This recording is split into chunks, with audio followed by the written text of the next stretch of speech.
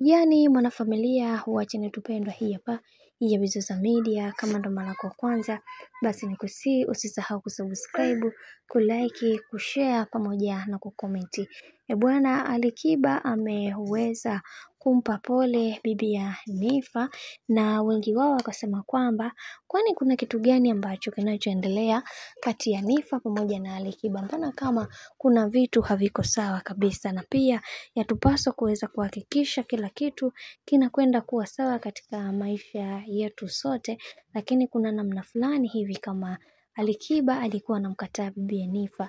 Lakini kwa hayo yote ambayo yaliweza kutokea, tumeweza kuona bibi Nifa kwa upande wake alishaweza kusamehe kwenye kila kitu ambacho kilichoweza kumtokea katika maisha yake, na pia tumeweza kuona Alikiba aliweza kuandika ujumbe mzito kuhusiana na tukio zima la bibi Nifa. Kitu ambacho alichoweza kukiandika ni kwamba natamani mapigo ulioweza natamani kuweza kuona mapigo yaliyokutokea katika maisha yako yangekuwa yawe yangu, kwani umekuwa mwanamke ambaye mkakamavu na mtulivu na mvumilivu katika kila hatua ya maisha yako.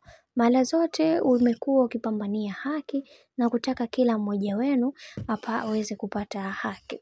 Lakini leo hii kile ulichokuwa unakizungumza kipindi cha nyuma, ninaona kabisa ndo hiki ambacho kilichoweza kutokea.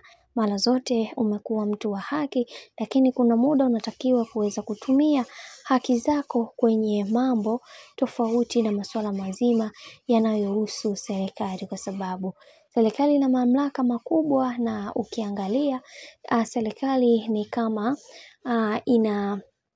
ina mchango mkubwa kwa upande wako kutokana na biashara ambazo unazozifanya. Hivyo ya kupaswa kuweza kutumia hekima na busara kuweza kuzungumza kuhusiana na masuala mazima ya serikali. Licha ya yote ambayo yaliyoweza kukutokea, wacha nikupe pole, ila ninaamini katika hili utavuka salama na kila kitu kwa upande wako kitakwenda kuwa sawa. Ni swala la muda, na naendelea kukuombea kwa Mungu kwa kila jambo ambalo lililotokea katika maisha yako lisije likaja kurudia tena, kwa sababu wewe ni mwanamke mpambanaji na unatambua thamani yako kubwa ambayo ulionayo. Hicho ndio kitu pekee ambacho ninachojivunia kutoka kwako, na naendelea kukusii kwamba kwa kila hatua, kwa kila jambo linalotokea katika maisha yako, basi hiyo ndiyo hatua kubwa ambayo unayoipiga katika maisha yako. Bwana, huo ndio ujumbe wa kaka yetu ambaye ni Alikiba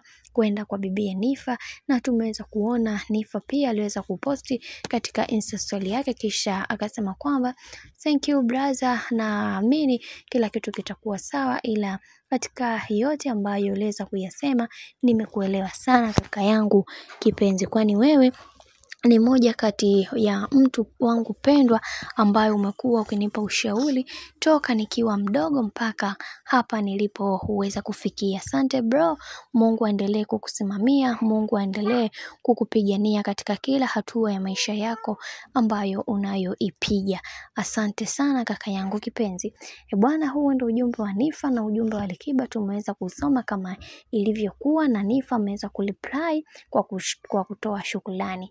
Bwana, mimi nikusii kama ndo mara kwa kwanza, basi usisahau kusubscribe, kulike, kushare pamoja na kucomment. Kwa upande wangu sina la ziada, uacha nikutakia siku njema na kazi njema, tukutane next time.